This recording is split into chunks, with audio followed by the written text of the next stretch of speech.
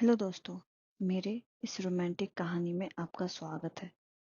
मेरा नाम अनिमिका है और मेरा उम्र 22 साल है।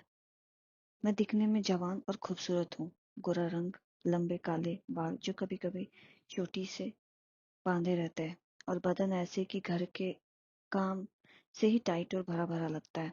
ऐसे कहते हैं कि मेरी आंखों में एक ऐसी चमक है जो बात करते वक्त किसी को भी रोक लेती है। एक दिन मेरे जीजा जी का फोन आया। वो कहने लगे, अनामिका, तुम जल्दी से अपने दीदी के पास आ जाओ, उसे तुम्हारी जरूरत है। मेरी दीदी प्रेग्नेंट थी। उनका आखिरी महीना चल रहा था। अगले दिन मैं अपने जीजा जी और दीदी के घर जाने के लिए निकल गई। दीदी मुझे देखकर खुश हो गई और जीजा जी तो कुछ ज्यादा ही खुश हो गए। तब मैं कुछ समझ नहीं पाई थी। दोस्तों, अगर मेरी वीडियो अच्छी लग रही हो तो लाइक और शेयर करना बिल्कुल ना भूले। और हाँ, कहानी कंटिन्यू करने से पहले सब्सक्राइब जरूर कर ले, क्योंकि ऐसी कहानियां हम रोज अपलोड करते हैं। तो चलिए शुरू करते हैं।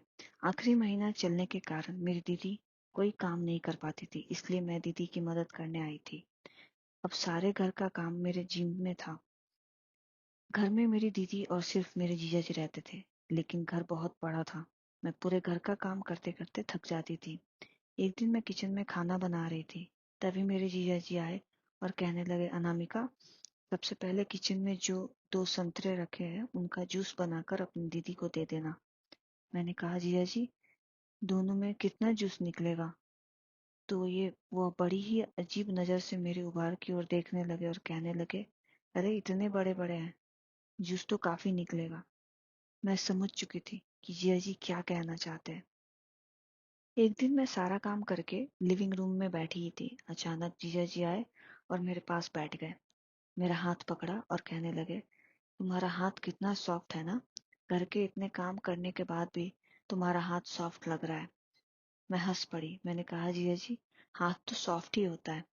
जीजा जी ने आंख मारी और कहने लगे, लाओ, तुम्हारा ये सॉफ्ट हाथ मैं दबा देता हूँ। सॉफ्ट चीजों को रोज दबाने से और भी सॉफ्ट हो जाता है। मैं समझ गई कि उनका क्या मतलब था, लेकिन मैं हंस के टाल दिया। पर मैं सोच रही थी कि ये जीजा जी क्या बोल रहे हैं।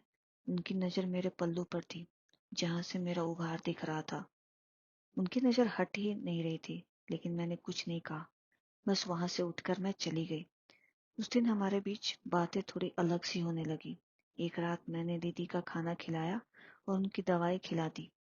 दीदी को हमेशा दवाई खाने के बाद आराम की नींद आ जाती थी।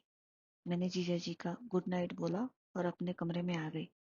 मैं जैसे ही अपने कमरे में बाहर आई, वैसे ही जीजा जी मेरे पीछे आए और मेरा हाथ पकड़ लिया और कहने लगे, अरे साली जी, दूध तो पिलाती, जाओ, बड़ा मन कर रहा है। उनकी नजर मेरे दोनों पर थी। मैंने कहा, आप क्या कह रहे हो जीजा जी? तो वो कहने लगे, क्या है ना, मुझे रोज रात को दूध पीने की आदत है, क्या करूं? तुम्हारी दीदी ने लगा दी है आदत। वो मुझे रोज रात को दूध बिना दूध पिए सोने नहीं देती थी। पता नहीं, मुझे उनकी बात बहुत अजीब लग रही थी, जैसे वो कुछ कह रहे हैं और कुछ करना अलग चाह रहे हैं। मैंने भी पूछ लिया, ठीक है जीजा जी, अभी किचन से लाती हूँ। बताइए, आप ठंडा दूध पियेंगे या गर्म? तो उन्होंने कहा, जैसे आप पिला दो, आपके हाथ का ठंडा दूध भी गर्म लगेगा। मुझे इतना कहते ही वो अजीब तरह से मुस्कुराने लगे। मैं किचन में गई और उनके लिए दूध का गिलास ले आई और उन्हें पिला दिया। उसके बाद मैं अपने कमरे में आ गई, लेकिन जीजा जी आधी रात को मेरे कमरे में आए। तब मैं बेड पर लेटी हुई थी। मैंने ट्रांसपेरेंट नाइटी गाउन पहन रखा हुआ था और फोन पर किसी से बात कर रही थी। जीजा जी को देखते ही मैं घबरा गई।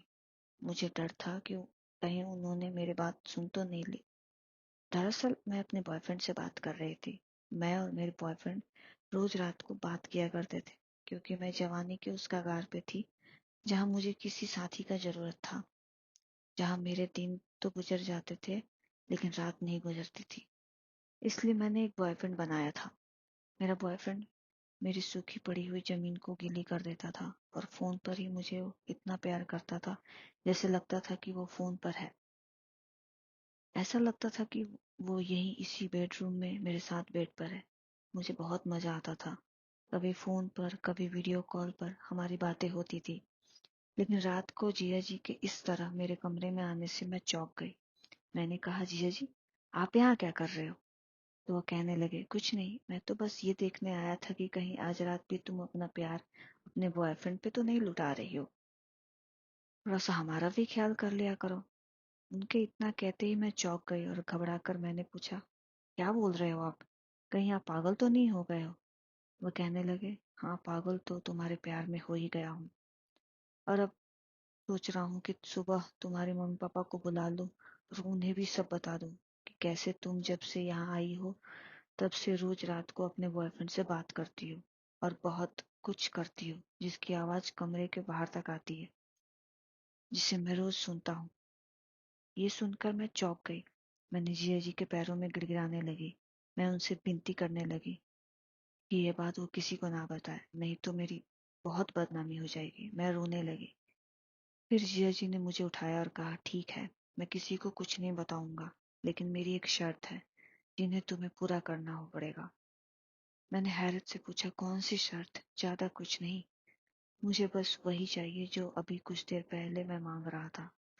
मैं सोच में पड़ गई कि जिया जी मुझसे कुछ देर पहले क्या मांग रहे थे। फिर मुझे अचानक याद आया। मैंने कहा, आपको दूध पीना है?